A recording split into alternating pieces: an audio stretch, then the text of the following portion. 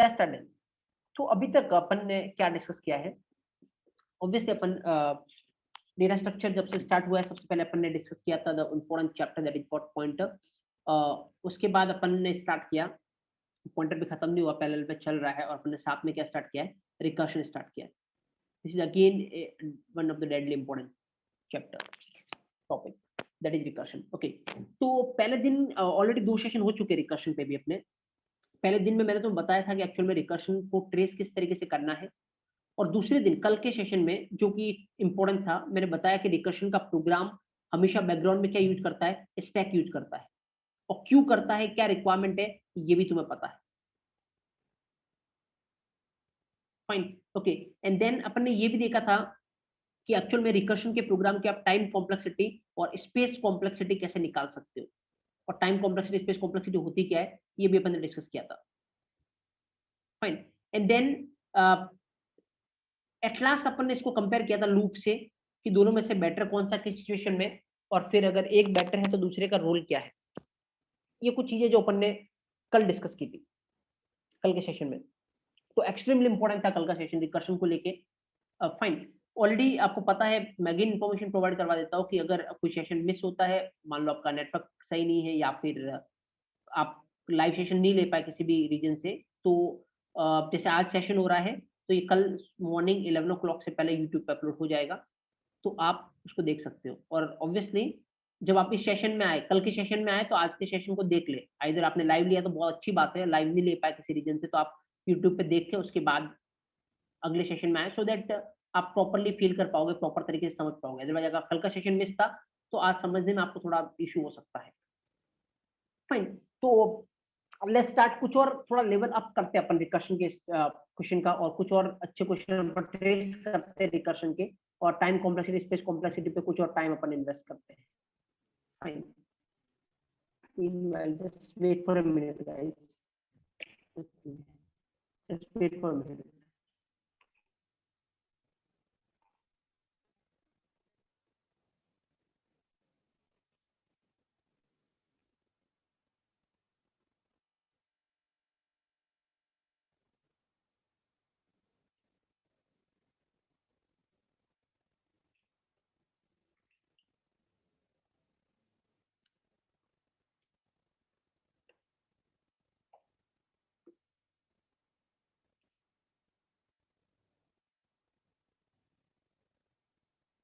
एक मिनट वेट करेगा, just wait for a minute.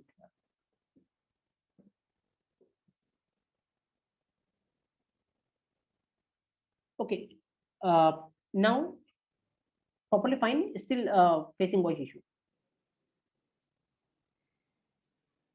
and now voice is coming properly or still facing issue? Fine now, okay, okay, then that's good। Okay okay okay okay, let's start. तो एक question अपन देखते हैं, उसके बाद अपन देखेंगे कि एक्चुअल में रिकर्शन कितने टाइप के हो सकते हैं। फाइन, तो पहले एक क्वेश्चन इसको अपन ट्रेस करते हैं, और इसमें अच्छी खासी ट्रेसिंग है, और उससे बिल्कुल तुम्हें फुल प्रूफ आइडिया लगेगा कि रिकर्शन में क्या कुछ हो सकता है। फाइन, तो लेट्स से मान लो मैं यहाँ पे लिख रहा हूँ प्रोग्राम, और उसके बाद अपन इसको ट्रेस करके देखते हैं। लेट्स से मैं लिख रहा हूँ यहाँ पे void फंक्शन का नाम है CSD। Fine, let's say end n, okay, let's say if n, let's say greater than what we can say, let's say n greater than 0। fine, then what we can do, printf, we need to print n, and then what we are doing, CSD n minus 1, and then CSD n minus 1।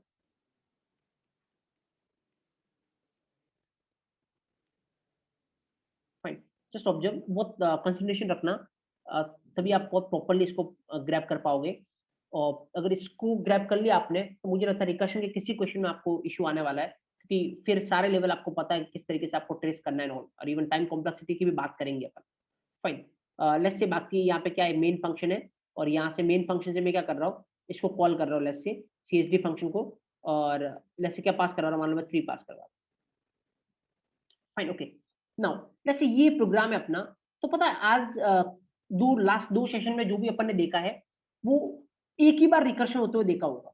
अब actually इस programme में 2 बार recursion हो रहा है, देखो ये भी call कर रहा खुद को, ये भी कॉल कर रहा खुद को, तो थोड़ी कॉम्प्लेक्सिटी बढ़ने वाली है यहाँ पे, but then it will be extremely easy. अगर तुम बैकग्राउंड समझ के काम करते हो तो ये बहुत इजी है, कुछ भी डिफिकल्टी तुम्हें लगेगी नहीं। Fine, just observe here now. यहाँ पे मैं स्टैक भी बना देता हूँ क्योंकि आपको पता है रिकर्शन का प्रोग्राम बैकग्राउंड में क्या यूज करता है, स्टैक। तो इवन मैं यहाँ पे स्टैक भी बना देता हूँ, जस्ट ये से मैं नीचे बना देता हूँ स्टैक यहाँ पे। फाइन, स्टैक बनाया मैंने। ओके चलो, अब इसको अपन ट्रेस करना स्टार्ट करते हैं। लेट्स से 3 है ना, okay fine, CSD 3।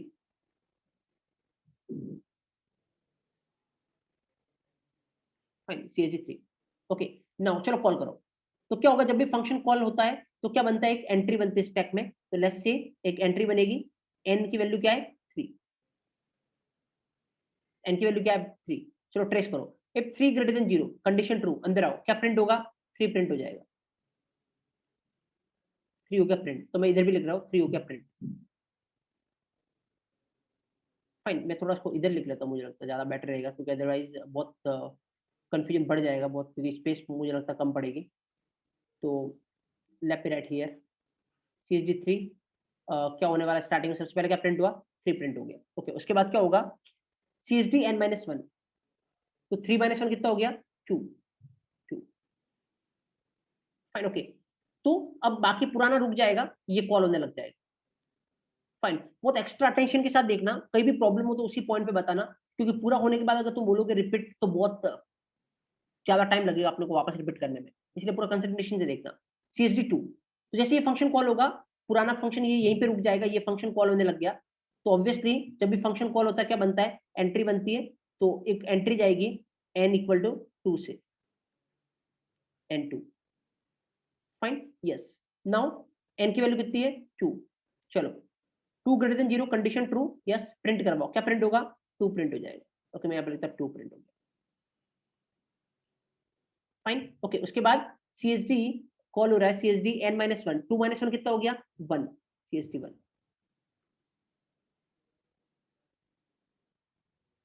Fine okay, now यहाँ पे एक और ये कॉल हो रहा है, एक और एंट्री जाएगी, n की वैल्यू कितनी 1, n की value 1। Fine, now again call करो, n की value 1, 1 greater than 0 condition true, print क्या होगा 1 प्रिंट होगा, yes yes. And then again एक फंक्शन कॉल होगा, कौन सा, CSD ऑफ 0 0।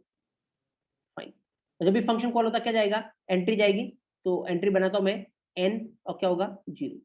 ओके 0 के साथ कॉल करो, 0 ग्रेटर देन 0 फॉल्स, फॉल्स मतलब बार, बार मतलब ये क्या हो गया खत्म हो गया।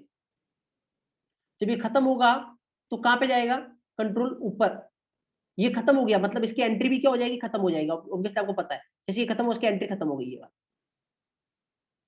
यस, तो अब कहां पे जाएगा ऊपर, इसके पास। देखो इसके लिए कुछ बच रहा है क्या, इसके लिए कुछ बच रहा है, हाँ देखो 3 लाइन थी, ये हो गई, ये वाला भी हो गया, ये वाला बच रहा है, तो करो CSD n-1। इसके लिए n कितना वो पता कहां से चलता है इंटरनली, आपको पता यहां से, n की वैल्यू कितनी 1, तो 1 - 1 कितना हो गया 0, CSD ऑफ 0। तो अगेन एक फंक्शन कॉल होगा, फंक्शन कॉल हो रहा है, तो एक एंट्री बनेगी। अब एंट्री कहां पे बनेगी, देखो ये खाली हो चुका है, ये खाली हो चुका है, तो अब एंट्री आगे नहीं बनेगी, क्योंकि ये ऐसे हटाने का मतलब ये ऑलरेडी खाली हो चुका है, क्योंकि इसकी एंट्री हट के मतलब ये स्लाइड खाली है, तो यहीं पे बन जाएगा 0। फाइन, कॉल करो, 0 0 ग्रेटर देन 0 फॉल्स मतलब बार, बार मतलब ये क्या हो गया खत्म हो गया, और ये खत्म होगा तो इसकी एंट्री भी खत्म हो जाएगी, इसकी एंट्री खत्म हो गई। फाइन, अब ये खत्म हो गया, कंट्रोल कहां जाएगा वापस ऊपर, इसके पास। अब देखो इसके लिए कुछ बच रहा है क्या, नहीं, 3 चीजें तीनों हो गई, 1 2 3 तीनों हो गई, तीनों हो गए मतलब ये भी खत्म, तो ये खत्म तो इसकी एंट्री भी खत्म, इसकी एंट्री भी खत्म। अब कहां पे जाएगा, ऊपर वाले के पास, रिटर्निंग फेज ऑलरेडी आपको पता है, तो आओ इसके पास। इसके लिए सब हो गया क्या, नहीं बच रहा है, क्या बच रहा है, इसके लिए बच रहा है, क्या बच रहा है, हाँ ये देखो 1 हुआ 2 हुआ, ये तीसरा वाला बच रहा है, तो तीसरे वाला को करो। तो यहां से मैं तीसरे वाला कर रहा हूं, तो इसलिए मैंने बोला था थोड़ा स्पेस कम पड़ सकता है, यहाँ पे देखना, यस क्या बच रहा है ये वाला, हाँ तो करो CSD ऑफ n-1, इसके लिए एन की वैल्यू कितनी है, एक्चुअल में यहां से देख के पता करता है कितनी एन की वैल्यू 2, 2 माइनस 1 कितना हो गया 1, 1। Fine, yes, okay. चलाओ, ये फंक्शन बना है, फंक्शन बना है तो फंक्शन कॉल हो रहा है, फंक्शन कॉल हो रहा है तो क्या होगा, एंट्री जाएगी कहां पे, देखो ये भी खाली है ये भी खाली है, मतलब ऑब्वियसली सबसे पहले कौन सी खाली, ये खाली, तो यहाँ पे बनेगा n1 की एंट्री यहाँ पे बन गई। Fine, yes. नाउ चलो 1 के साथ कॉल करो, n की वैल्यू कितनी है 1, 1 greater than 0, condition true, yes. तो क्या होगा, अंदर आओ, प्रिंट एफ n, तो क्या प्रिंट हो जाएगा 1 प्रिंट हो जाएगा, ओके 1 प्रिंट हो गया। उसके बाद CSD of n minus 1, n की वैल्यू कितनी 1, 1 माइनस 1 कितना हो गया 0, तो CSD ऑफ 0, तो एक और कॉल हो रहा है CSD ऑफ 0, तो इसकी एंट्री बनेगी, तो बनाओ एंट्री, कौन सा खाली है, ये वाला खाली है, तो यहाँ बना दो entry n equal to 0। Fine, yes. Now call करो, 0 ग्रेटर देन 0, फॉल्स, फॉल्स मतलब बार, बार मतलब ये क्या हो गया खत्म, तो ये खत्म, तो इसकी एंट्री खत्म, एंट्री खत्म। फाइन, तो कहां पे जाएगा ऊपर, इसके लिए कुछ बच रहा है क्या, इसके लिए कुछ बच रहा है, हाँ बच रहा है ये वाला, तो करो, क्या हो जाएगा CSD n minus 1, n minus 1 मतलब n की वैल्यू कितनी 1, 1 माइनस 1 कितना हो गया 0, 0। करो इसको कॉल, एक और कॉल हो रहा है ना, एंट्री जाएगी कहां पे, ये यहाँ तक तो भरा हुआ है, तो यहाँ पे सब खाली है ना, यहाँ पे एंट्री जाएगी और n इक्वल टू 0। फाइन, ये कॉल करो, 0 ग्रेटर देन 0, फॉल्स, फॉल्स मतलब बार, बार मतलब ये खत्म, ये खत्म, तो इसकी एंट्री खत्म, एंट्री खत्म। फाइन, अब ये खत्म, तो कंट्रोल कहां पे जाएगा, इसके पास, इसके लिए कुछ बच रहा है क्या, नहीं, तीनों हो गया 1 2 3, तीनों हो गया, तो ये खत्म, ये खत्म मतलब इसकी एंट्री खत्म, ओके। तो ये खत्म, तो कंट्रोल किसके पास जाएगा, ऊपर वाले के पास, इसके पास। देखो इसके लिए कुछ बच रहा है क्या, 1 2 3, नहीं इसके लिए भी तीनों हो गया, तो ये भी खत्म, ये खत्म मतलब इसकी एंट्री भी खत्म, किसके पास जाएगा, इसके ऊपर वाले के पास। देखो इसके लिए कुछ बच रहा है क्या, इसके लिए कुछ बच रहा है, CSD3, हाँ 1 2 दो ही हुए, एक बच रहा, कौन सा वाला, ये वाला, तो अब ये वाला चलेगा, मैं थोड़ा इसको दूर ले जा रहा हूं ताकि प्रॉपर आ जाए इस पे। फाइन, यस ये वाला चलेगा, चलाओ CSD n माइनस 1, n की वैल्यू कितनी है इसके लिए, देखो कौन सा बचा हुआ 3, 3 3 माइनस 1 कितना हो गया 2, मतलब CSD ऑफ 2, ओके। कॉल हुआ, कॉल हुआ तो क्या बनेगा, एंट्री बनेगा, बनाओ n2, n2। फाइन, ओके चलाओ, 2 ग्रेटर देन 0, कंडीशन ट्रू, अंदर आओ, क्या होगा प्रिंट, 2 प्रिंट हो जाएगा, ओके 2 प्रिंट, 2 प्रिंट। फाइन, तो यहाँ पे 2 प्रिंट, उसके बाद CSD n माइनस 1, तो CSD 2 माइनस 1 कितना हो जाएगा 1, तो कॉल हुआ, कॉल हुआ तो क्या होगा, एंट्री बन जाएगी n1, देखो ये भरा हुआ ये भरा हुआ, तो यहाँ पे n1, n1। Fine, yes call करो इसको, 1 1 greater than 0, yes condition true, अंदर आओ, प्रिंट एफ n, हाँ 1 प्रिंट हो गया। उसके बाद CSD n माइनस 1, तो 1 माइनस 1 कितना हो गया 0, ये देखो एक और कॉल हुआ, एक और कॉल हुआ तो इसकी एंट्री, तो मैं इधर लिख रहा हूँ उधर भर गया n0, एक एंट्री। फाइन, ओके चलाओ इसको, 0 greater than 0, condition false, false मतलब बार, बार मतलब ये खत्म, ये खत्म, तो किसके पास जाएगा, ऊपर वाले के पास। देखो इसके लिए कुछ बच रहा है, हाँ बच रहा है, एक दो दो ही है, एक बच रहा, कौन सा ये वाला, तो चलाओ इस वाले को, क्या होगा CSD ऑफ n माइनस 1, तो 1 माइनस 1 कितना हो गया 0, CSD ऑफ 0। एक और कॉल हुआ, ये पहले ये खत्म हो गया, इसकी एंट्री खत्म हो गई। फाइन, अब एक और कॉल हुआ तो इसकी एंट्री जाएगी, क्या है n equal to 0, yes n equal to 0। Then चलाओ इसको, 0 ग्रेटर देन 0, फॉल्स, फॉल्स मतलब बार, बार मतलब खत्म, और खत्म तो इसकी एंट्री खत्म, और ये खत्म तो कहां पे जाएगा, इसके ऊपर वाले के पास। देखो इसके लिए कुछ बच रहा है, नहीं 1 2 3 तीनों खत्म, तो इसकी एंट्री भी खत्म, ओके इसकी एंट्री भी खत्म। देन किसके पास जाएगा, इसके ऊपर वाले के पास। देखो इसके लिए कुछ बच रहा है 1 2, यस बच रहा है। फाइन, तो एक्चुअली मैं इसको इधर लिख रहा हूँ, जस्ट देखना, इसको यहाँ पे लाके लिख रहा हूँ, इसके लिए बच रहा है, चलो यहीं पे लिख लेता हूँ, क्या बच रहा है ये वाला, तो क्या होगा CSD n माइनस 1 मतलब कितना हो गया CSD 1, तो एक एंट्री जाएगी 1 की, देखो यहाँ तक भरा हुआ ये खाली है ना, यहाँ पे एक एंट्री चलेगी n इक्वल टू 1, चलो कॉल करो, 1 greater than 0, condition true, fine, condition true. तो अंदर आओ, print f n, n print करवा, मतलब क्या प्रिंट होगा, 1 प्रिंट होगा। ओके, तो 2 के बाद 1, उसके बाद 1, ये 1 लिखा नहीं था तो 1 और उसके बाद ये 1, फाइन। ओके, उसके बाद CSD n-1, तो 1 - 1 कितना हो जाएगा, 0, मैं यहीं पे लिख रहा हूँ ना, CSD 0, ठीक है। तो एक और एंट्री बनेगी 0 वाली, बनाओ n0। ओके, नाउ चेक करो, 0 greater than 0, condition false, false मतलब बार बार मतलब खत्म, ये खत्म, तो इसकी एंट्री खत्म। ये खत्म तो कहां पे जाएगा, इसके ऊपर वाले के पास। देखो इसके लिए कुछ बच रहा है, हाँ 1 2 एक बच रहा है, तो मैं इसको इधर लिख लेता हूँ, एक बच रहा है, क्या बच रहा है, ये वाला, तो क्या होगा, ये CSD 0, तो एक और एंट्री जाएगी n0, फाइन। चेक करो, 0 ग्रेटर देन 0 फॉल्स, मतलब खत्म, यस खत्म, तो इसकी एंट्री खत्म। देन किसके पास आएगा, 1 के पास, इसके तीनों हो गए, यस तीनों हो गए, तो इसका मतलब ये भी खत्म। इसके ऊपर इसके पास, इसके तीनों हो गए, यस 1 2 3 तीनों हो गए, मतलब ये भी, इसकी एंट्री भी खत्म। इससे ऊपर इसके पास, तो उसके तीनों हो गए, हाँ 1 2 3 तीनों हो गए, मतलब इसकी एंट्री भी खत्म। ये देखो ये पूरा स्टैक खाली हो गया, यस, तो तुम्हारा प्रोग्राम भी एंड हो गया। What is the output, this the output, 3 2 1 1 2 1 1।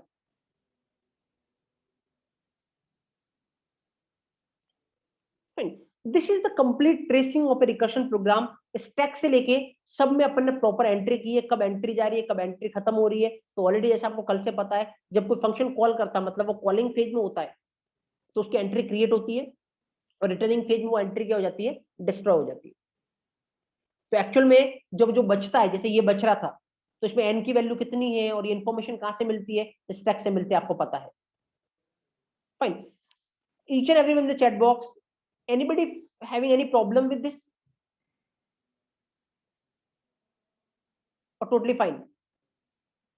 Fast in the chat box, I want from each and every one, so that मेरे को पता चले कि हाँ सबको पता चला प्रॉपर।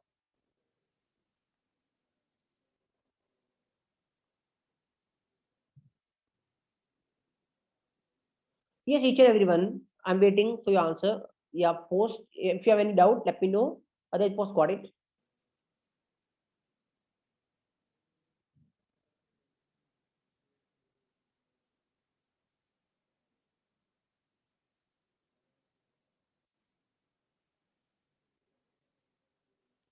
Fine, okay. Now, अब देखो एक्चुअल में कि स्टार्टिंग इस तरीके से होती है कि पहले मैंने तुम्हें क्वेश्चन बताया था, उसको ट्रेस करना बताया था, कल मैंने स्टैक बताया। नाउ कोई बड़ा क्वेश्चन आएगा, तुम उसको इजीली टैकल कर सकते हो, yes you can tackle easily, fine. No observe कितना इजी है एक्चुअल में रिकर्शन,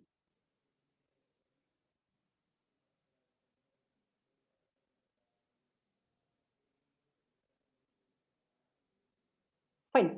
नाउ अब चलो यहां तक तो कोई दिक्कत होगी नहीं, अगर स्टिल किसी को 1-2% कुछ प्रॉब्लम है तो अपन और भी क्वेश्चन करेंगे, डोंट वरी, फाइन। बट जैसा कि तुमने सबने आंसर दिया कि totally comfortable, then that's great. Then now you can see कितना बड़ा प्रोग्राम हमने ट्रेस किया, बट देन किसी को कोई प्रॉब्लम नहीं हो रही है, फाइन। जस्ट तुम्हारा बेस क्लियर होना चाहिए, उसके बाद बड़ा छोटा कुछ नहीं होता, कॉम्प्लेक्स कुछ चीज होती नहीं है, सारी चीजें तुम्हें इजी लगने लगेगी अगर तुम्हारा बेस क्लियर है,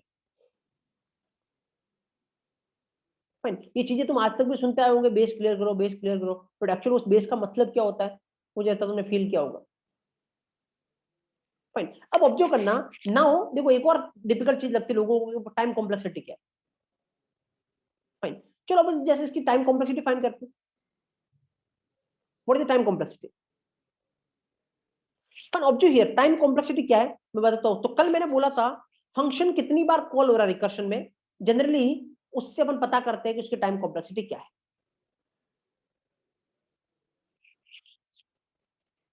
फाइन। तो अब ऑब्जर्व करना यहाँ पे, जैसे मान लो अगर मेरे को इसकी टाइम कॉम्प्लेक्सिटी निकालनी है, कैसे फाइंड कर सकता हूं मैं इसका टाइम कॉम्प्लेक्सिटी, तो फंक्शन कितनी बार कॉल हुआ है, चलो देखते हैं कितनी बार कॉल हुआ फंक्शन। तो एक बार, यहाँ पे देखना 1 2, 2 बार, यहाँ पे देखना, ऐसे लेवल बाय लेवल देखो, लेवल बाय लेवल देखो, हाँ ये एक बार हो गया 1, प्लस अगले लेवल में कितनी बार कॉल हो रहा है, 1 2, 2 बार कॉल हो रहा है, हाँ। अगले लेवल में कितनी बार कॉल हो रहा है, 1 2 3 4, ये 1 1 वाला देखो कितनी बार कॉलर है, 1 1 वाला 4 बार, 1 2 3 4 4 बार। अगले लेवल में देखो ये 0 वाला कितनी बार कॉलर है, 1 2 3 4 5 6 और ये 7 और ये 8। ये मैं एक लाइन में लिख नहीं पाया एक्चुअली स्पेस की वजह से, बट ये 0 वाला कितनी बार कॉलर है, 8 बार। तो तुम देखोगे 3 वाला 1 बार, 2 वाला कितनी बार कॉलर है, 2 बार, 1 वाला कितनी बार कॉलर है, 4 बार, और 0 वाला कितनी बार कॉलर है, 8 बार।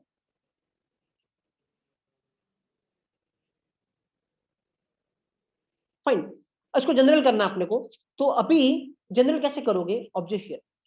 मैं इसको ऐसे लिखता हूँ, जनरली आराम से लिखना, मैं इसको ऐसे लिखना पसंद करता हूँ। ऐसे लिखता हूँ मैं 1 प्लस इसको 2 को मैं बोलता हूँ 2 की पावर 1, इस 4 को बोलता हूँ मैं 2 की पावर 2, और इस 8 को बोलता हूँ मैं 2 की पावर 3। तो देखो तुम स्टार्टिंग कहां से की थी अपने 3 से, फाइन, तो खत्म कहां पे हो रहा है, 2 की पावर 3 पे हो रहा है। अगर तुमने 4 से स्टार्ट किया होती ना गाइस, यहाँ पे CSD 4 से इसको ट्रेस करना स्टार्ट किया होता, तुम ट्रेस करना, तो अगली बार में ये कितना था, 16। मतलब ऑब्वियसली 4 वाला 1 बार होता, 3 वाले 2 बार होते, 2 वाले 4 बार होते, 1 वाले 8 बार होते, और 0 वाले कितनी बार होते, 16 बार होते। तो मतलब कहां पे खत्म होता, +2 की पावर 4 पे खत्म होता, अगर तुमने इसको 4 से स्टार्ट किया होता। फाइन, तो जनरल फॉर्म जैसे मैंने कल बोला था, जनरल फॉर्म बनानी है आपको। तो जैसे जनरल फॉर्म क्या बनाए, कि जैसे मान लो अगर 3 से खत्म किया, मैं जनरल फॉर्म बनाता हूं, ऑब्जर्व हियर। अगर 3 से स्टार्ट किया है तो वो कहां पे जा रहा है, 1 प्लस 2 की पावर 1 प्लस 2 की पावर 2 प्लस 2 की पावर 3। इतनी बार टोटल कॉल हुआ मतलब फंक्शन। अगर 4 से स्टार्ट करते तो यही कहां पे जाकर खत्म होता, 2 की पावर 1 प्लस 2 की पावर 2 प्लस 2 की पावर 3 प्लस 2 की पावर 4। फाइन, मतलब जैसे इसको कैलकुलेट करो तो 8 प्लस 4 12, 2 14 और एक 15, 15 बार कॉल हुआ टोटल फंक्शन। गिन लो बोले, 1 2 3 4 5 6 7 8 9 10 11 12 13 14 15, 15 बार। या फिर तुम स्टैक में भी काउंट कर लो टोटल एंट्री कितनी बनी है, क्योंकि हर एक फंक्शन के लिए एक एंट्री बन रही थी एन की, तो टोटल एंट्री कितनी बनी तुम काउंट कर लो, 1 2 3 4 5 6 7 8 9 10 11 12 13 14 15। यस, टोटल फंक्शन कितनी बार कॉल हुआ, 15 टाइम।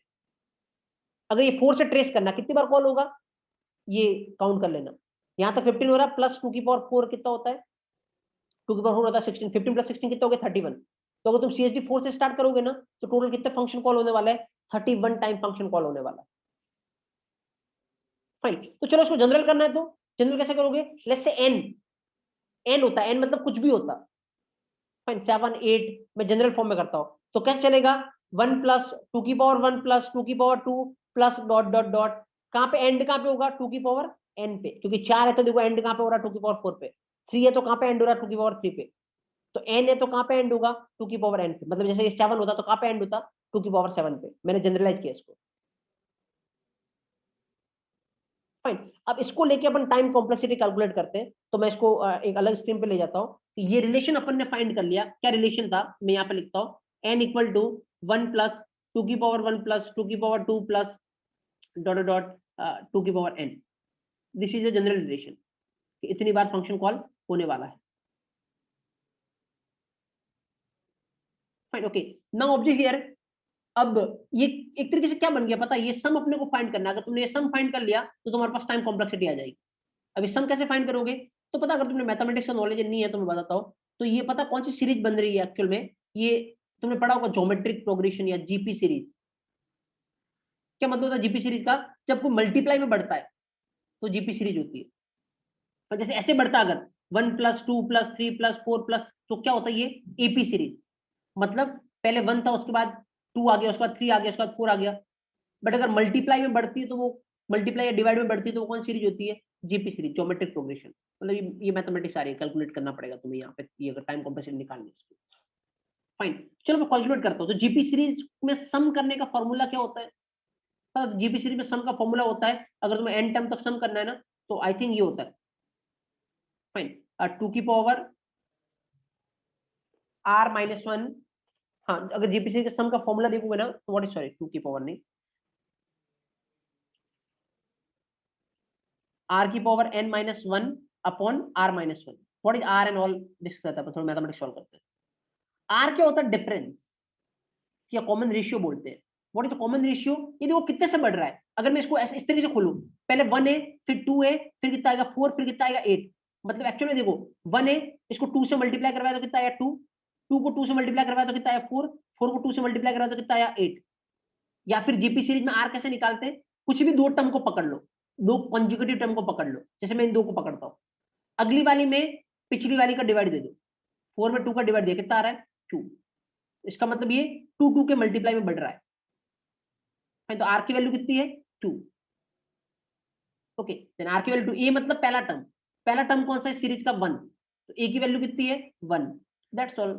इसमें ए की वैल्यू 1 पुट कर दो, आर की वैल्यू 2 पुट कर दो, और इस फॉर्मूले से अपन निकालते हैं, तो एस एन इक्वल टू ए की वैल्यू 1 है, आर की वैल्यू 2 है, तो 2 की power n minus 1 upon r की वैल्यू कितनी 2, 2 माइनस 1, 2 माइनस 1 कितना हो गया 1, तो ये क्या हो गया एक्चुअल में 1, मतलब क्या निकला अपने पास 2 की पावर n माइनस 1, ये निकल कर अपने पास है ना, तो 2 की पावर n माइनस 1, तो डिग्री क्या है, n वाली टर्म कौन सी है सबसे बड़ी, n वाली एक ही टर्म है कौन सी 2 की पावर n, तो व्हाट इज द थिंग, क्या बोलेंगे अपन टर्म कॉम्प्लेक्सिटी, ऑर्डर ऑफ 2 की पावर n। अगेन मैं रिपीट कर रहा हूँ, ये कोई बिग ओ ओमेगा थीटा अगर ऐसी कोई चीज तुमने पढ़ रखी हो तो ये वो नहीं है, अब ऑलरेडी मैंने कल बोला है टाइम कॉम्प्लेक्सिटी स्पेस कॉम्प्लेक्सिटी अपन सेपरेटली डिस्कस करेंगे बहुत डीप लेवल पे, बट अभी के लिए मैं इसको क्या बोल रहा हूँ ऑर्डर ऑफ 2 की पावर n, मतलब जो हाईएस्ट डिग्री कौन सी है ना, तो ये this is the time complexity of this programme.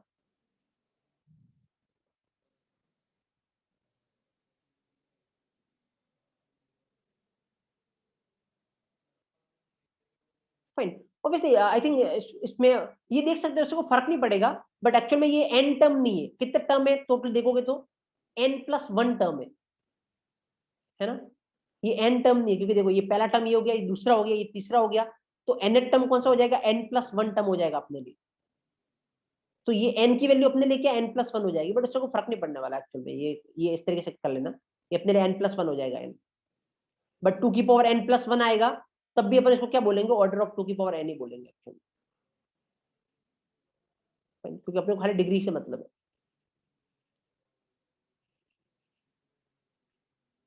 Got it ना, अपन रफ कैलकुलेशन लेते हैं हमेशा जब टाइम कॉम्प्लेक्सिटी की बात करते हैं।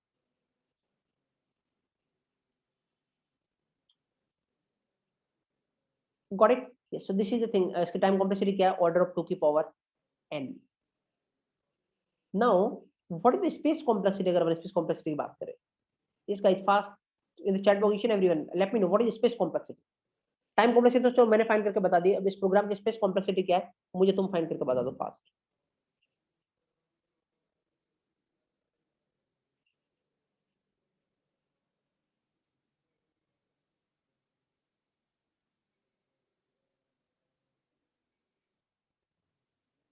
तुम स्पेस कॉम्प्लेक्सिटी कैलकुलेट करके बताओ, मीनवेल किसी ने डाउट पूछा मैं उस पर आता हूँ। अरे ये कुछ नहीं है, ये n प्लस 1 कैसे हुआ मैं बता रहा हूँ तुम्हें, जैसे सपोज करो ये n प्लस 1 कैसे हुआ मैं बता रहा हूँ तुम्हें, देखो ये टोटल कितने टर्म है, ये n का मतलब यहाँ पे क्या होता है टोटल टर्म, फाइन, ये जो फॉर्मूला है ना उसमें n का मतलब क्या होता है टोटल टर्म, तो टोटल तुम देखो तुम्हारे पास टर्म कितने है, ये यहां तक जाना तो टोटल टर्म कितने हो गए, ये देखो ये पहला टर्म, ये दूसरा टर्म, ये तीसरा टर्म, मतलब जहां पे 2 पावर लग रही है वो कौन सा टर्म है तीसरा टर्म, तो जहां पे n पावर लग रही है वो कौन सा टर्म है n प्लस 1 वा टर्म है अपने पास, तो इसीलिए n मतलब कौन सा टर्म, तो कौन सा टर्म है ये n प्लस 1, तो n की जगह अपने को क्या रखना पड़ेगा n प्लस 1 रखना पड़ेगा, क्योंकि अपने लिए n का मतलब है n प्लस 1, क्योंकि अपन कौन से टर्म की बात कर रहे हैं n प्लस 1 टर्म की बात कर रहे हैं, n प्लस 1 टर्म तक अपने को ऐड करना है ना। किसने पूछा था ये n प्लस 1 वाला, कौन है जिसने पूछा था, सदेन आपने पूछा था, just post message, still doubt let me no. Okay fine, what is space complexity guys, पता है स्पेस कॉम्प्लेक्सिटी एक्स्ट्रा स्पेस क्या कंज्यूम करता है, रिकर्शन का प्रोग्राम आपको पता है स्टैक यूज करता है बैकग्राउंड में, तो जो स्टैक की स्पेस है ना वो एक्स्ट्रा है, तो एक बार बताओ स्टैक की कितनी स्पेस हुई है, स्टैक की कितनी स्पेस हुई है कंज्यूम, फाइन, एक्टिव स्पेस की बात कर रहा हूं, तुम्हें पता है स्टैक के 4 रिकॉर्ड हुए एक्चुअल में, मतलब 4 स्पेस कंज्यूम हुई है, अगर तुम देखोगे 1 2 3 4, कहने को 15 रिकॉर्ड आए हैं, बट जब दूसरा आ रहा था तो पहला डिलीट हो गया था, मतलब 4 से आगे नहीं बढ़ा स्टैक की, मतलब इतनी मेमोरी में काम हो गया 4 की मेमोरी में, फाइन, 4 स्लाइड से आगे नहीं बढ़ा है, फाइन, क्योंकि ऑब्वियसली जब नया आया तो पुराने वाला मेमोरी डिस्ट्रॉय हो गई थी, तो वो उसी जगह पे आ गया, नई मेमोरी लेने की रिक्वायरमेंट नहीं पड़ी उसको, तो मैक्सिमम एट ए टाइम कितनी मेमोरी आई है, 4 स्लाइड आई है, इससे ज्यादा नहीं आई, फाइन, तो अब इसको करो, जब अपन ने 3 से स्टार्ट किया है, मतलब जब 3 पास किया यहाँ पे, मैं यहाँ पे करता हूँ, जब 3 पास किया तो मैक्सिमम स्टैक में एंट्री कितनी हुई है, मैक्सिमम एंट्री एट ए टाइम, तो 4 स्लाइड। ठीक है, अगर यही तुम अगर CSD 4 से स्टार्ट करके देखना तो मैक्सिमम स्लाइड कितनी होगी, 5। क्योंकि तुम देखो, ये देखो N3 की एंट्री बन रही है, ये N2 की एंट्री, ये सारी N1 की एंट्री, ये सारी N0 की एंट्री। तो अगर तुम 4 से स्टार्ट करोगे तो सबसे नीचे N4 की एंट्री, फिर 3 की, फिर 2 की, फिर 1 की, फिर 0 की, मतलब कितनी स्लाइड बनेगी, 5 स्लाइड बनेगी। अगर तुम 4 से इसको ट्रेस करना स्टार्ट करोगे 5 स्लाइड बनेगी। तो फिर सीधा रिलेशन दिख रहा है अपने को कि अगर तुम N मानते हो तो कितनी स्लाइड बनेगी, N+1 स्लाइड बनेगी मैक्सिमम। फाइन, तो इसका मतलब N+1 मतलब क्या हो गया, order of n। What is space complexity, order of n। तो कल किसी ने एक डाउट भी पूछा था कि सर क्या टाइम कॉम्प्लेक्सिटी और स्पेस कॉम्प्लेक्सिटी हमेशा सेम ही आती है। मैंने उस टाइम बोला था नहीं, वो कल के प्रोग्राम में आ रही थी, बट सेम नहीं आती हमेशा, कोई जरूरी नहीं। फाइन, तो आई थिंक तुम्हें रियलाइज हो गया होगा कि नाउ यू कैन सी कि यहाँ पे एक्चुअल में क्या है, space complexity order of n है और टाइम कॉम्प्लेक्सिटी ऑर्डर ऑफ 2 की power n।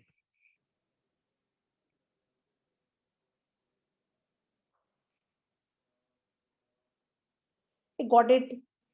Each and everyone in the chat box, let me know fast, and I want message from each and everyone. Totally compatible till yet, enjoying the recursion, having any kind of problem, let me know fast in the chat box each and everyone, so that अपन आगे चलने का सोचे, कुछ और level बढ़ाने का सोचे अपन, fast in the chat box each and everyone। Mathematic calculation से लेके ट्रेसिंग तक, everything fine, any doubt let me know fast।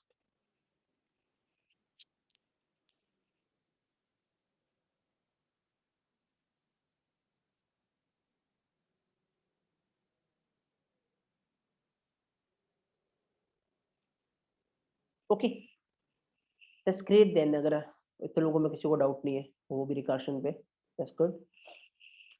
Fine, okay, so this is the thing, you can do one thing, you can take a screenshot of this thing, आप screenshot ले ले और आप trace करना, क्या trace करोगे, 4 पे trace करना है इसको, थोड़ा बड़ा सा डायग्राम बनेगा, तो प्रॉपर से मैनेज करके देखना और क्या तुम सब कुछ सही कर पा रहे हो, तुम्हारे टाइम कॉम्प्लेक्सिटी उस लेवल पे आ रही है, स्पेस कॉम्प्लेक्सिटी उस लेवल पे आ रही है, स्टैक की एंट्री सही बन रही है, तुम 4 पे ट्रेस करना, ये तुम्हारा टास्क है।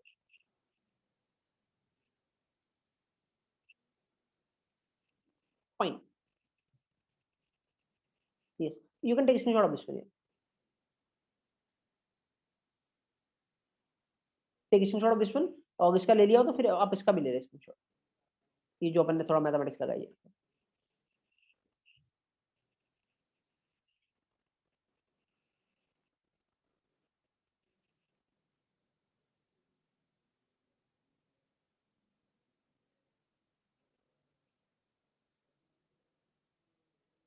Fine, okay, great then. अब यहाँ पे पता है, यहाँ पे जो ये है इसको पता क्या बोलते हैं, ये देखो, इसको बोलते हैं, ये जो रिकर्शन तुम्हारे सामने हो रहा है ना, इसका ये एक रिकर्शन का टाइप है, और वो कौन सा टाइप है ना, मैं पहले मैंने नाम नहीं बताया, मैं नाम बता रहा, सो दैट आप आराम से फील कर पाओगे। इस रिकर्शन का नाम है एक्चुअल में tree recursion. This is what, tree recursion.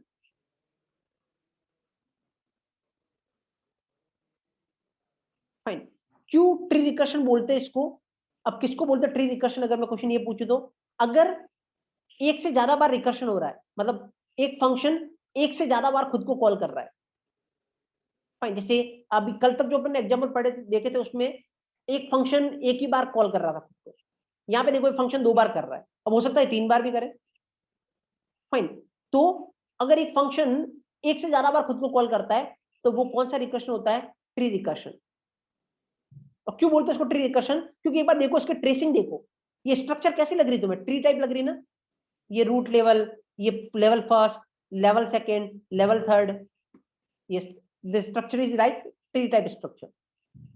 fine, so this is tree recursion। तो जब भी मल्टीपल होगा वो स्ट्रक्चर कुछ ट्री टाइप में बनने वाले इस तरीके से। फाइन, तो ये बोलते हैं, ये कौन सी कैटेगरी में आता है, ये एग्जांपल जो अपन ने किया है ये आता है ट्री रिकर्शन की कैटेगरी में आता है। फाइन, कल वाला एग्जांपल भी किसी ना किसी कैटेगरी में आता है, अपन डिस्कस करेंगे कि टोटल कितनी कैटेगरी होती है, और कल तक जो अपन ने किए 2-3 एग्जांपल वो कौन सी कैटेगरी में आ रहे हैं।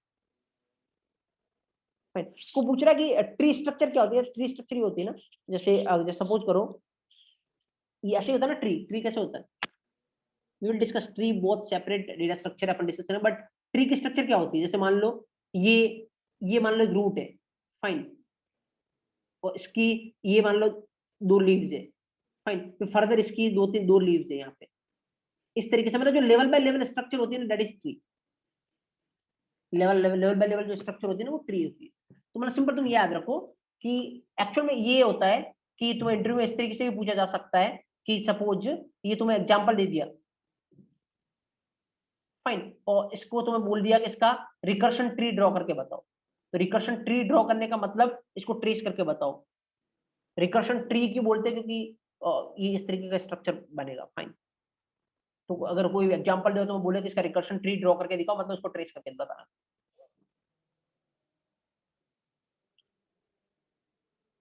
Fine, okay. सो सिंपल ध्यान रखो कि अगर मल्टीपल टाइम एक फंक्शन खुद को कॉल कर रहा है तो वो किस कैटेगरी में जाएगा? ट्री रिकर्शन की कैटेगरी में जाएगा। एंड डोंट वरी, जैसे कोई पूछ रहा है कि सर अगर मान लो ये एक और होता तो टाइम लगेगा ऑब्वियसली तुम्हें ट्रेस करने में। उसको ट्रेस तो कर सकते हो तुम, बट टाइम लगेगा। सो कोई ऐसा नहीं देने वाला कि 4 दे दिए तुम्हें, ऐसे 4 बार कॉल कर रहा, तुम्हें इंटरव्यू में बिठा के बोल रहा ट्रेस करके बताओ दो, क्योंकि उसको पता है कि टाइम लगेगा। तो इतना टाइम होता नहीं जनरली इंटरव्यू कंडक्ट करने में। उसको जस्ट ये देखना होता है कम से कम टाइम में कि तुम्हारे अंदर स्किल है या नहीं। तो वो 2 पे भी देख लेगा वो कि हाँ तुम अगर सही ट्रेस कर पा रहे हो तो कोई दिक्कत नहीं। Fine, so that is the thing. Now जैसे एक और कैटेगरी अपन देखते हैं, मुझे लगता है उसमें मुझे बताने की रिक्वायरमेंट नहीं होगी, उसका मैं तुमसे बोलूंगा कि तुम मेरे को आउटपुट फाइंड करके दो कि इसका आउटपुट क्या होगा। फाइन, वो भी एक तरीके का रिकर्शन ही है। बट नाउ मैं 1-2 मिनट दूंगा तुम्हें उस क्वेश्चन से पहले, और तुम्हें उसका आउटपुट फैच करना है। तो एक क्वेश्चन मैं तुम्हें देता हूँ, आउटपुट तुम्हें फैच करना है। Just observe here, okay. And मुझे लगता है कि हर कोई उसका सही आंसर दे देगा। अगर ये समझ में आया तो ये तो बहुत सिंपल है। Just observe here, now let's say मैं एक यहाँ पे लिख रहा हूँ void csv int n, if n less than 10, मैं कर रहा हूँ print f n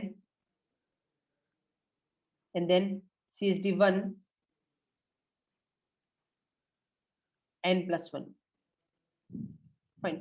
और एक और फंक्शन मैं यहाँ पे बना रहा हूँ void csv1 int n, और मैं यहाँ पे बना रहा हूँ if n less than 10, printf n and then csv n multiply 2, fine, okay, yes. और तुम्हें इसको कॉल करना है, तुम कॉल कैसे करोगे इसको? CSD1 पे कॉल करना है। मतलब सबसे पहले मान लो तुम्हारा मेन इसको कॉल कर रहा है, तो आउटपुट क्या आएगा वो तुम्हें बताना। फाइन, ऑब्वियसली ये भी रिकर्शन है। पता इसमें क्या हो रहा है? देखो 2 फंक्शन है, ये वाला फंक्शन किसको कॉल कर रहा है? इसको। और ये वाला फंक्शन वापस किसको कॉल कर रहा है? इसको। एक फंक्शन दूसरे को कर रहा है, दूसरा वापस पहले को कर रहा है। This is also recursion. Fine, मतलब अगर कोई फंक्शन खुद को कॉल कर रहा है तो वो भी रिकर्शन की कैटेगरी में जाएगा। और अगर ऐसा कोई कॉम्बिनेशन बन रहा है कि एक फंक्शन दूसरे को कर रहा है, दूसरा वापस पहले को कर रहा है, वो भी रिकर्शन की कैटेगरी में जाएगा। फाइन, तो fastly give me the answer of this one fast. Yeah, do it fast. Trace करो proper and let me know what is the answer of this one. खाली अभी ट्रेस करो, आउटपुट क्या आएगा वो बताओ। टाइम कॉम्प्लेक्सिटी स्पेस कॉम्प्लेक्सिटी की बात अपन बाद में करेंगे, पहले इसको ट्रेस करके बताओ।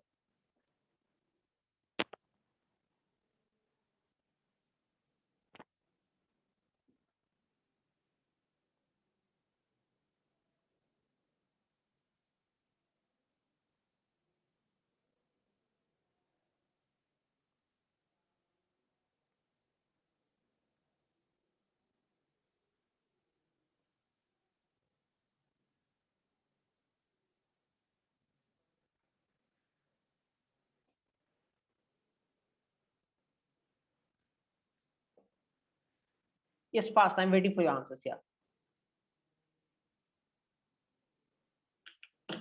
20-30 सेकंड ज्यादा लगा लो, कोई दिक्कत नहीं है, but I want correct answer from each and everyone.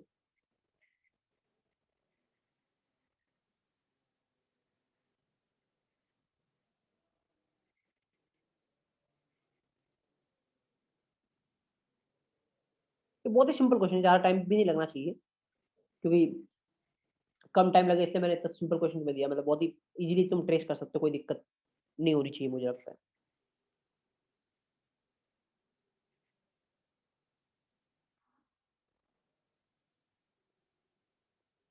Fast.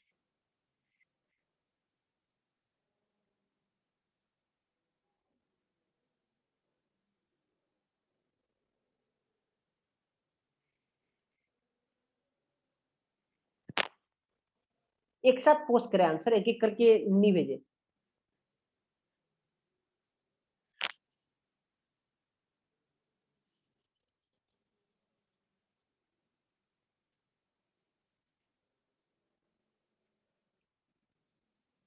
Fast, yes yes, you can even give easily give the answer, yeah.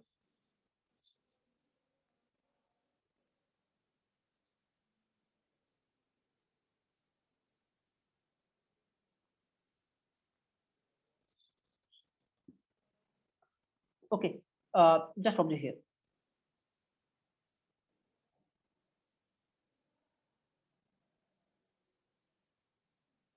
चलो, बहुत सारे लोगों ने आंसर दिया, अब तुम देखना कि तुम्हारा करेक्ट है या नहीं है। अगर करेक्ट है तो तुम्हें गलती कहाँ पे की वो देखना। चलो CSD 1 से स्टार्ट करते हैं। फाइन। स्टैक बनाने की रिक्वायरमेंट है क्या? चलो स्टैक बना देते हैं, कोई दिक्कत नहीं है। तो मैं स्टैक बनाना वो भी बना, ताकि तुम अगर किसी ने बनाया हो तो वो भी चेक कर सकते हैं। ओके, सबसे पहले ये वाला कॉल हो रहा है। ओके, तो एंट्री बनेगी एक, एन की वैल्यू कितनी? 1। Fine, okay. नाउ आओ इसके अंदर 1 लेस देन 10, कंडीशन ट्रू। इसकी क्या प्रिंट होगा? एन, एन की वैल्यू कितनी है? 1, 1 प्रिंट हो गया, मैं इधर लिख रहा हूँ, प्रिंट हो जाएगा 1। उसके बाद क्या कॉल हो रहा है? CSD 1 ऑफ n प्लस 1, तो 1 प्लस 1 कितना हो गया? 2। Fine, okay. नाउ तो अब ये कॉल हो रहा है, इसकी एक एंट्री बन जाएगी n2, ये वाला कॉल हो गया। फाइन, आओ यहाँ पे 2 लेस देन 10, कंडीशन ट्रू। अंदर आओ, प्रिंट एप n, तो n की वैल्यू कितनी है? 2, तो क्या प्रिंट हो गया? 2। Now it is calling CSD, ये CSD 2 मल्टीप्लाई 2 मतलब कितना हो गया? 4, 4। It calling 2 multiply two 4, CSD 4। Fine, ये कॉल हो रहा है, एंट्री बनेगी एक, n की वैल्यू कितनी इसके लिए? 4।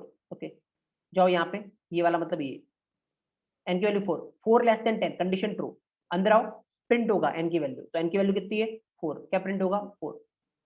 Then it is calling again CSD 1, CSD 1 4 plus 1 कितना हो गया? 4 प्लस 1 5, 5। तो ये फंक्शन कॉल हो रहा है, इसकी एंट्री जाएगी n5। Fine, okay. Now CSD 1 of 5, आओ इसके पास, क्या हो गया यहाँ पे? 5 less than 10, condition true. Print करवाना n की वैल्यू, n की वैल्यू कितनी है? 5, 5 प्रिंट हो जाएगा, यस 5 प्रिंट हो जाएगा। उसके बाद CSD ऑफ n इंटू 2, तो what is n into 2? CSD of n की वैल्यू कितनी है? 5, 5 इंटू 2 कितना हो गया? 10, CSD ऑफ 10। फाइन, अगेन एक फंक्शन कॉल हो रहा है, एंट्री जाएगी, n की वैल्यू कितनी? 10।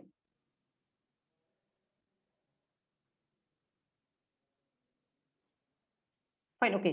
नाउ ऑब्जेक्ट हियर, n की वैल्यू 10, जाओ उस पे 10 less than 10, condition false. False मतलब बार, बार मतलब ये खत्म, तो इसके पास जाएगा। इसके लिए कुछ बच रहा है क्या? देखो कितनी चीजें थी, 2 चीजें थी, दोनों ही हो चुकी है, कुछ नहीं बच रहा है।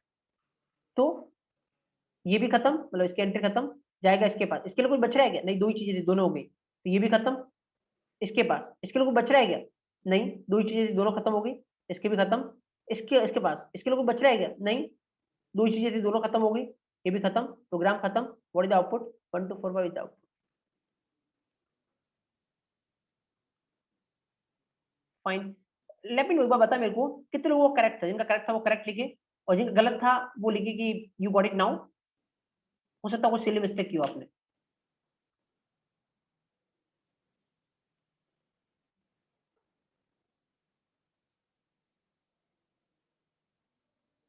मुझे पता मैक्सिमम लोगों को करेक्ट हुआ, 1 2 लोगों से हो सकता है सिली मिस्टेक हुई हो।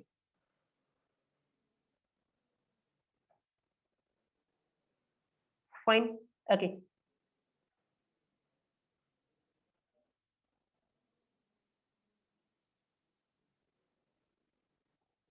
Okay. So this is the think recursion किस तरीके से चलता है। आई थिंक नाउ सबको पता होगा किस तरीके से प्रॉपर फॉर्मेटिंग हो रही, प्रॉपर चल रहा है। स्क्रीनशॉट ले सकते हो इसका। फाइन। इवन चलो एक आधा प्रोग्राम अपन चला के भी देख लेते हैं। ऐसा नहीं हो तुम्हें लगे कि अपन चला रहे, इसका आउटपुट ये आएगा भी कि नहीं आएगा।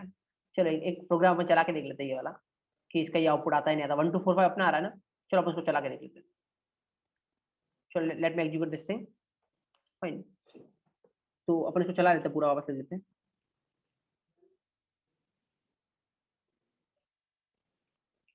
Okay let me execute this thing.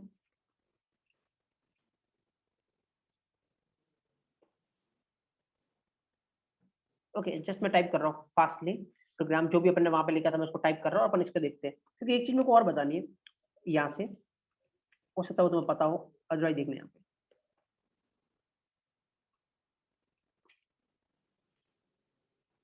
Fine okay yes. अपन क्या कर रहे थे, इसमें प्रिंट करवा रहे थे, क्या प्रिंट करवा रहे थे। जैसे हो सकता है कि क्वेश्चन गलत टाइप हो, देख लेना तुम एक बार, वो वही वहां पे लिखा था वही टाइप हो रहा है या नहीं। वैसे तो 2 लाइनें थी, याद ही रहेगी। Print n. Okay fine.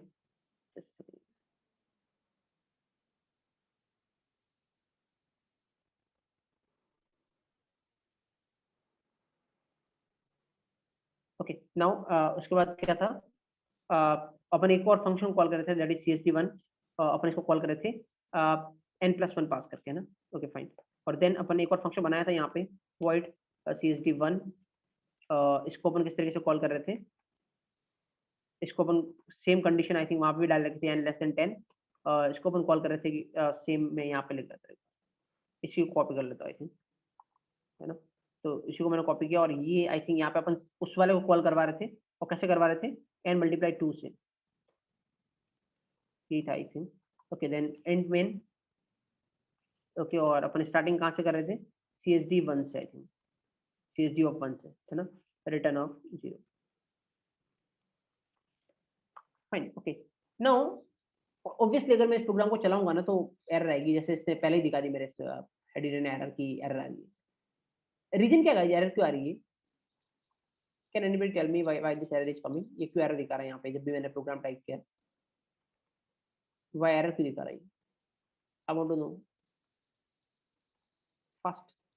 Can anybody give me the answer, जब मैंने प्रोग्राम टाइप किया एरर क्यों आ रही है।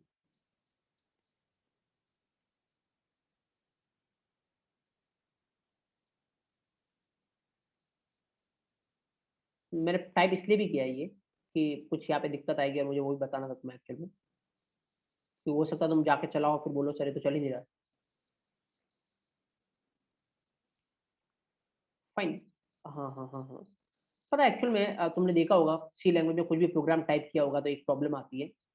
पता क्या प्रॉब्लम होती है, पता सी में जब भी ये जो लिखा है, जैसे मान लो यहाँ पे देखना, आराम से समझना जो मैं बोल रहा हूँ। ये जो अपन ने कर रखा है ना, इसको बोलते हैं फंक्शन डेफिनेशन। मतलब ये फंक्शन की डेफिनेशन अपन ने बताई है कि CSD1 फंक्शन काम क्या करने वाला, वो बताया है। तो that is what function definition. मतलब अपन ने फंक्शन डिफाइन किया है, बताया कि ये क्या काम करने वाला है। फाइन। और ये जो ऐसे लिखते हैं उसको क्या बोलते हैं, फंक्शन कॉलिंग। ये तो आपको पता ही होगा।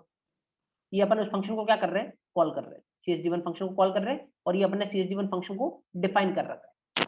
अब सी में एक दिक्कत होती है कि जब भी तुम फंक्शन को पहले कॉल कर लेते हो और उसको डिफाइन बाद में करते हो, जैसे यहाँ पे CSD1 फंक्शन को मैं कॉल पहले कर रहा हूँ और उसको डिफाइन नीचे कर रखा मैंने, और कॉल ऊपर कर रहा हूँ, तो एक्चुअल में ये एरर देता है। क्योंकि सी लैंग्वेज का जो कंपाइलर है ना, वो ऐसा चेक करता होता है, चेक करेगा यहाँ पे ये लाइन कंपाइल की, ये लाइन कंपाइल की, ये लाइन कंपाइल की, जैसे इस लाइन को कंपाइल करेगा ना, वो देखेगा अरे यार दिक्कत है। पता क्या दिक्कत है, कि CSD1 फंक्शन अभी तक बना ही नहीं है और इसको कॉल कर रहे हैं, इसीलिए ये तुम्हें एरर देने लग जाएगा, क्योंकि तुमने इसको डिफाइन नीचे कर रखा, तुम कॉल ऊपर कर रहे हो। Got it. तो जब कंपाइलर इसके पास आएगा तब तक उसको इसका आइडिया नहीं है कि वो ऊपर से चल रहा है। तो इसका आइडिया नहीं, तो वो समझेगा ये तो बना ही नहीं है, इसको कॉल कैसे कर रहा हो, वो एरर देने लग जाएगा। फाइन।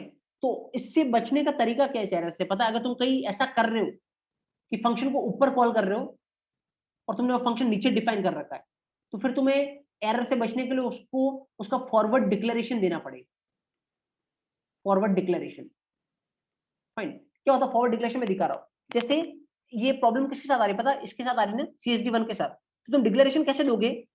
इस तरीके से। उसका रिटर्न टाइप क्या है? वॉइड।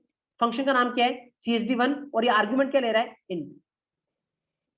तो तुम्हें पता है ऊपर बता दिया अपने कंपाइलर को। अब तुम्हारा कंपाइलर क्या करेगा? जैसे इस लाइन को कंपाइल करेगा, उस लाइन को कंपाइल करेगा ना, तो उसको पता चलेगा अच्छा इस प्रोग्राम में कहीं पे CSD1 फंक्शन होगा जो int आर्ग्यूमेंट ले रहा है और जिसका रिटर्न टाइप क्या है? वॉइड है। तो अब जब कंपाइल करता हो इसके पास आएगा ना, तो ये नहीं बोलेगा कि ये कहाँ है, ये बोलेगा अच्छा पहले ही इसने बता रखा है कि ये कहीं नीचे होगा, तो अब ये तुम्हें एरर नहीं देगा। फाइन। इसको बोलते हैं फंक्शन का फॉरवर्ड डिक्लेरेशन। फंक्शन का फॉरवर्ड डिक्लेरेशन। Got it. अब जैसे मान लो मैं इसको अगर चलाऊं ना, तो अभी परफेक्टली, जैसे इसने एरर हटा भी दिया वैसे भी, और उसको चलाओ तो ये परफेक्टली चलेगा, कोई दिक्कत नहीं है। Just observe here. और अपना आउटपुट देखना कि जो अपना आउटपुट निकाला वो आ रहा नहीं आ रहा है। तो जस्ट वेट, चल रहा प्रोग्राम और आउटपुट देखेंगे अपन इसका कि जो अपन ने ट्रेस किया वो आउटपुट आता है नहीं। Just wait for the output. और उसके बाद एक क्वेश्चन मैं तुमसे और पूछूंगा।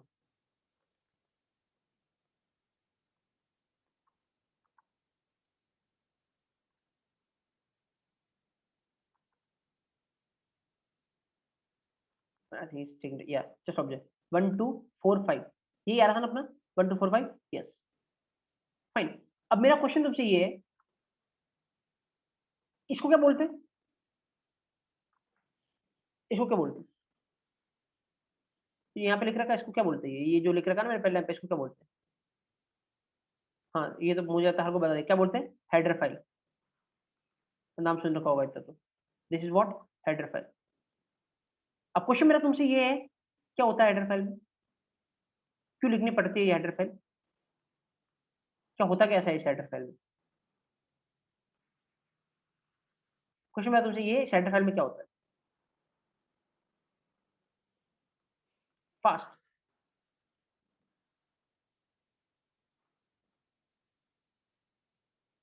And don't give me the answer like library होती है, वो होती है।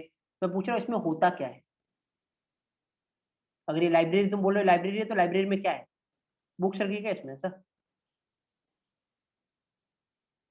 अरे मैं कुछ एसटीडीआईओ का नहीं पूछ रहा हूँ कि तुम मेरे को बता रहे हो कि इसकी फुल फॉर्म होती है सर स्टैंडर्ड इनपुट आउटपुट। मैं बोल रहा हूँ हेडर फाइल क्या होती है, जनरल पूछ रहा हूँ। को मैं ऐसा नहीं पूछ रहा एसटीडीआईओ डॉट एच में क्या होता है।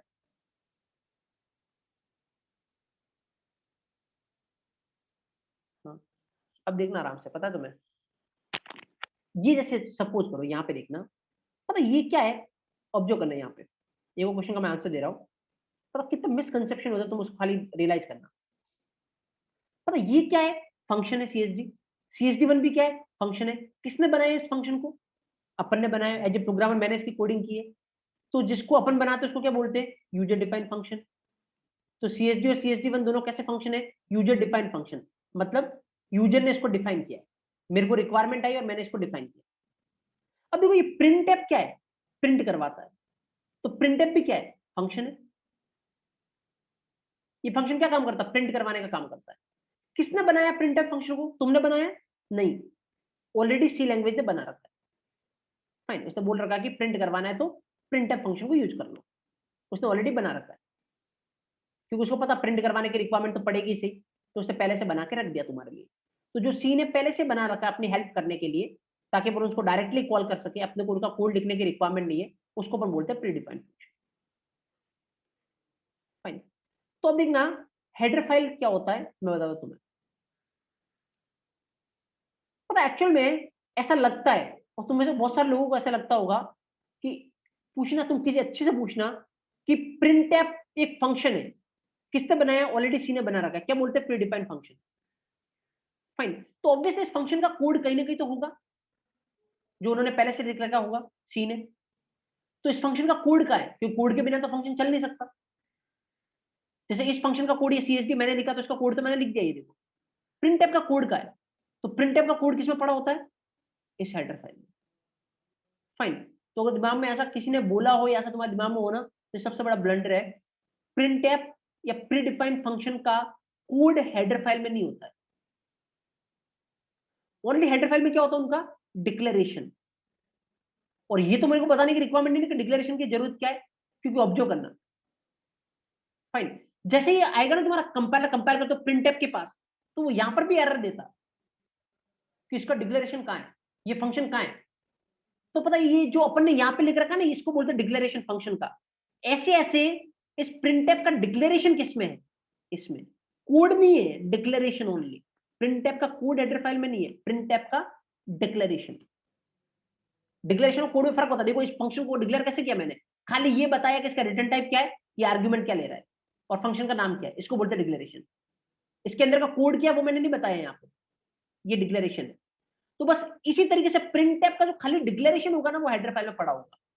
तो सवाल ये है कि सर प्रिंटफ का कोड कहाँ पे पड़ा होता है, तो प्रिंटफ का कोड जब तुम डाउनलोड करते हो सी का कुछ भी सॉफ्टवेयर जो भी तुमने डाउनलोड किया होगा, तो वहां पे देखना लिब नाम की फाइल होगी, फाइल बनी होगी ऑलरेडी, उस लिब फाइल में पड़ा होता है ये सब कुछ, प्रिंटफ का कोड एंड ऑल। तो कंपाइल होने के बाद जब तुम्हारा प्रोग्राम चलता है, उस फेज को बोलते हैं लिंकिंग फेज। लिंकिंग फेज में क्या होता है, इसका कोड उस लिब फाइल से उठ के ऑटोमेटिक तुम्हारे प्रोग्राम के साथ आ जाएगा। फाइन। बट ये हैश इंक्लूड हैश तुम्हारी जो हेडर फाइल होती है, इसमें कोड नहीं होता है, ये बात एक अच्छे से दिमाग में बिठा लेना। ओनली डिक्लेरेशन होता है। तो क्वेश्चन पूछने ना बहुत सारे तरीके हो सकते हैं। हेडर फाइल में क्या होता है, हाँ सर से प्रीडिफाइंड फंक्शन का फॉरवर्ड डिक्लेरेशन होता है हेडर फाइल में। सेकंड क्वेश्चन, डिक्लेरेशन की जरूरत क्या पड़ती है, सर अगर सी में किसी फंक्शन को पहले यूज करते हैं, डिफाइन बाद में करते हैं, तो अपने को डिक्लेरेशन देना पड़ता है, अदरवाइज एरर आती है। तो तीसरा क्वेश्चन, अच्छा डिक्लेरेशन हेडर फाइल में तो उसका कोड कहाँ है, कोड लिब फाइल में। अच्छा वो कोड कब तुम्हारे प्रोग्राम के साथ आएगा, लिंकिंग के टाइम पे। तो चल अपन रिकर्शन पे रहे, बट ये चीजें इसलिए मैंने ये ऐसा नहीं कि मैं अलग से सेशन लेके तुम्हें बताऊं हेडर फाइल क्या होता है। इसको बोलते हैं रिक्वायरमेंट जनरेट करना। जब वो चीज की रिक्वायरमेंट आएगी तो अपन इसको पढ़ेंगे ना, तो पता रहेगा कि अच्छा ये एरर दी थी एक्चुअल में जब अपन ने प्रोग्राम टाइप किया था, और उसके लिए अपन ने फॉरवर्ड डिक्लेरेशन दिया था क्योंकि वो अपना फंक्शन था। तो जो सी के फंक्शन है उसका डिक्लेरेशन कहाँ है, उसका डिक्लेरेशन हेडर फाइल में।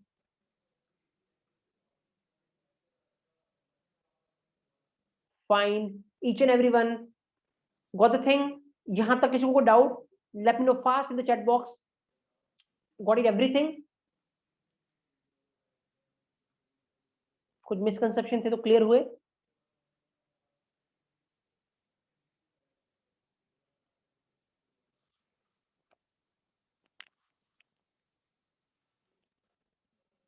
Got it, okay then that's great.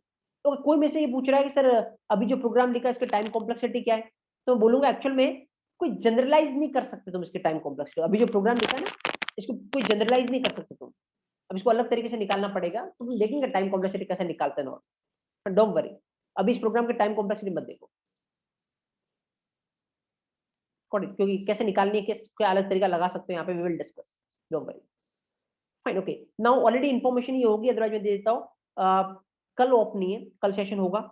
कल सैटरडे है बट स्टिल कल सेशन होगा। रीजन क्या है कि तुम्हारा 23rd को टेस्ट है, ऑलरेडी तुम्हें पता है।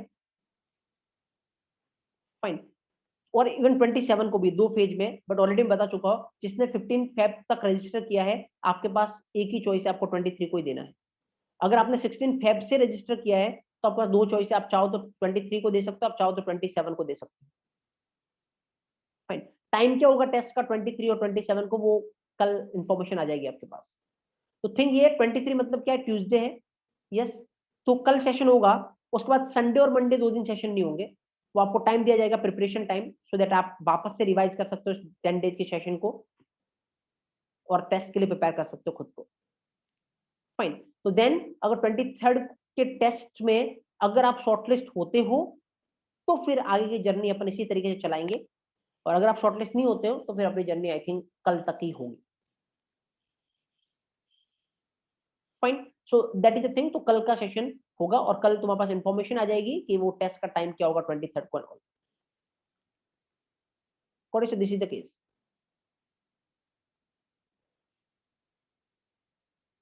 फाइन, ये तो आई थिंक आपको पता होगा ना। कोई पूछ रहा है कि मेरे को ये याद नहीं है कि मैंने किस डेट को रजिस्टर किया, तो आई थिंक ये तो आपको पता होगा कि आपने किस डेट को रजिस्टर किया है, क्योंकि आप किस दिन से सेशन ले रहे हो लाइव, आपको पता होगा आई थिंक।